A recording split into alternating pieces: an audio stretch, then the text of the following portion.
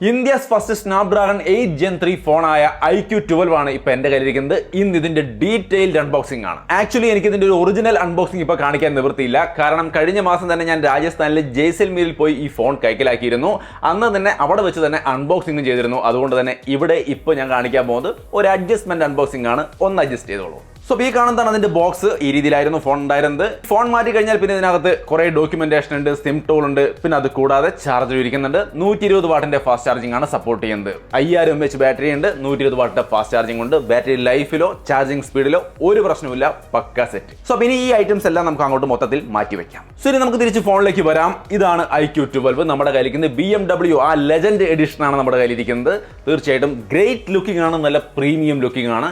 ഡിസൈനിനെ കുറിച്ച് ഞാൻ പറയാം. അതിനു മുമ്പ് ഇതിന്റെ മോസ്റ്റ് ഹൈപ്ഡ് സെക്ഷനായ Snapdragon 8Gen3 പെർഫോമൻസ് എങ്ങനെയുണ്ടെന്ന് പറയാം. ഈ ഒരു ഫോൺ Snapdragon 8Gen3 ആയിട്ടാണ് വരുന്നത്.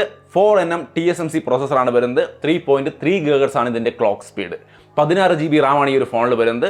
എൻ്റെ കയ്യിലിരിക്കുന്നത് ശരിക്കും രണ്ട് വേരിയൻ്റ് ഉണ്ട്. 12 GB റാം 256 GB സ്റ്റോറേജും 16 GB റാം 512 GB സ്റ്റോറേജും വരുന്നുണ്ട്. ദീസ് വേരിയൻ്റ് തന്നെ 12 GB ആണ്, 8 GB ഒന്നും അല്ല. പിന്നെ ഇതിൽ നിങ്ങൾക്ക് വേണമെങ്കിൽ എക്സ്റ്റൻഡഡ് റാം സെയിം അളവിൽ തന്നെ ആഡ് ചെയ്യാൻ പറ്റും. ഇത് 16 GB ഫോണാണ്. ഇതിൽ വീണ്ടും 16 GB കൂടി എക്സ്റ്റൻഡഡ് റാം കൂടി ആഡ് ചെയ്ത് ഉപയോഗിക്കാൻ സാധിക്കും.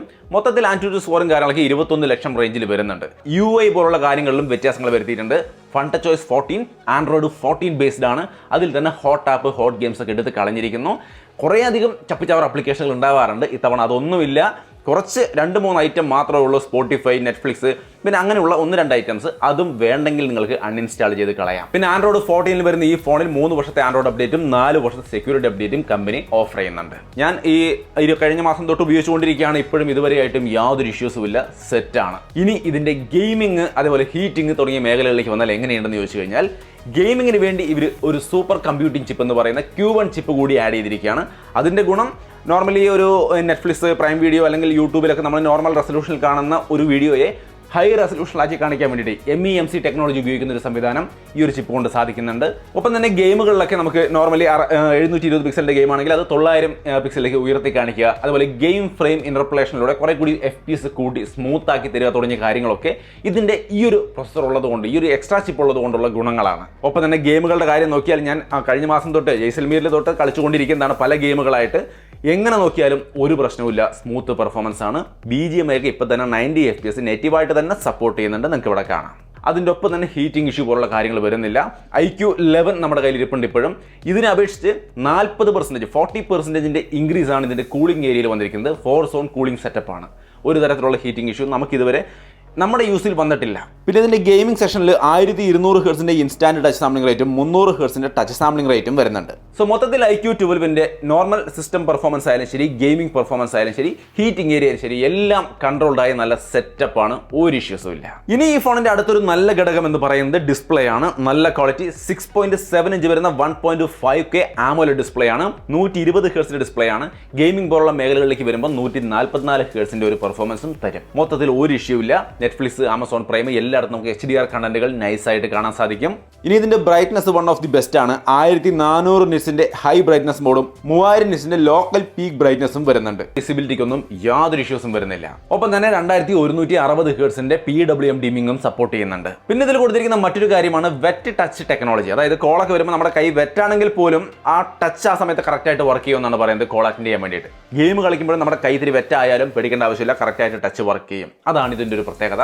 നല്ല ഫീച്ചറാണ്. പിന്നെ ഇതിന്റെ ഡിസ്പ്ലേയുടെ ഭാഗത്ത് നമുക്ക് പറയേണ്ട 1-2 കാര്യങ്ങൾ. ഓൾവേസ് ഓൺ ഡിസ്പ്ലേ 1 ഹെർട്സിലാണ് വർക്ക് ചെയ്യുക. അതുകൊണ്ട് തന്നെ അത് LTPO ഡിസ്പ്ലേ ആണ്. അപ്പോൾ അതിൻ്റെതായ ഒരു ബെനിഫിറ്റ് തീർച്ചയായിട്ടും ഉണ്ടായിരിക്കും. പിന്നെ ഇതിൽ വാൾപേപ്പറിൽ ഒരു ചെറിയ സംഭവമുണ്ട്, കൈനറ്റിക് വാൾപേപ്പർ എന്ന് പറയുന്ന സംഗതി. സ്റ്റെപ്പ് കൗണ്ട്, നമ്മുടെ സ്റ്റെപ്പ് കൗണ്ടിനനുസരിച്ച് പൂ വിരിഞ്ഞ് വരുന്ന ഒരു സംവിധാനം. അങ്ങനെയുള്ള ചില രസകരമായ സംഭവങ്ങളും ഇതിനകത്തുണ്ട്.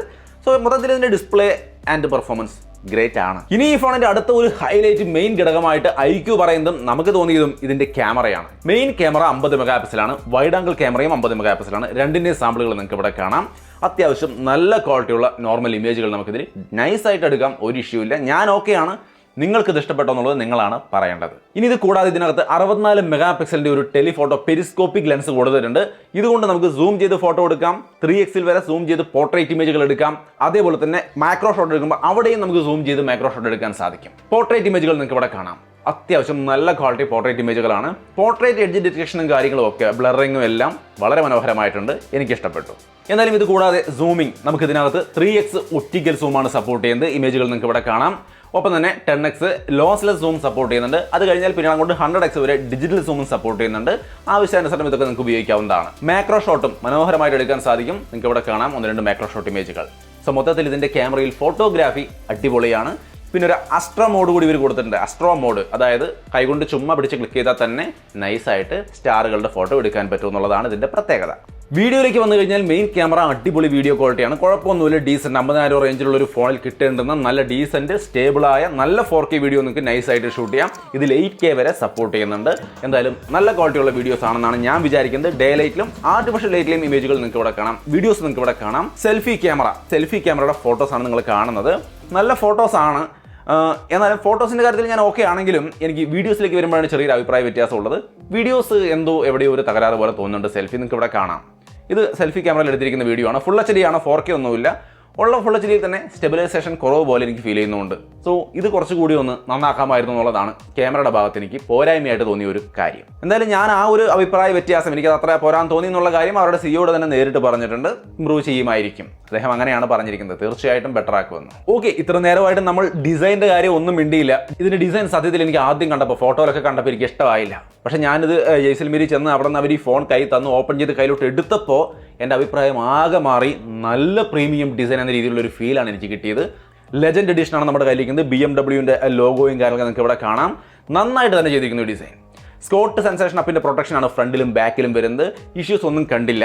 എന്തായാലും ഇതിൽ ജനങ്ങളുടെ ഭാഗത്തുനിന്ന് കമൻ്റായിട്ട് നമ്മുടെ ആൾക്കാർ പറഞ്ഞ ഒരു കാര്യം, ഇതിൻ്റെ ക്യാമറ ഭയങ്കര വലുപ്പമാണല്ലോ എന്നുള്ളൊരു ഇഷ്ടക്കേട് പലരും കമൻറ്റിൽ ചെയ്തിട്ടുണ്ടായിരുന്നു. കയ്യിൽ കിട്ടുമ്പോൾ അത്രയും ഫീൽ ചെയ്യില്ല എന്നാണ് എനിക്ക് തോന്നുന്നത്. ഇനി ഇതിന്റെ കുറച്ച് അല്ലറ ചില്ലറ കാര്യങ്ങൾ, പ്രധാനപ്പെട്ട കാര്യങ്ങൾ. IP64 റേറ്റിംഗ് ആണ് ഇതിന് വരുന്നത്. വാട്ടർ റേറ്റിംഗ് IP68 ഒന്നും കൊടുത്തിട്ടില്ല. അതേപോലെ തന്നെ Wi-Fi 7 ആണ് വരുന്നത്. ബ്ലൂടൂത്ത് 5.4 തന്നെ വരുന്നുണ്ട്.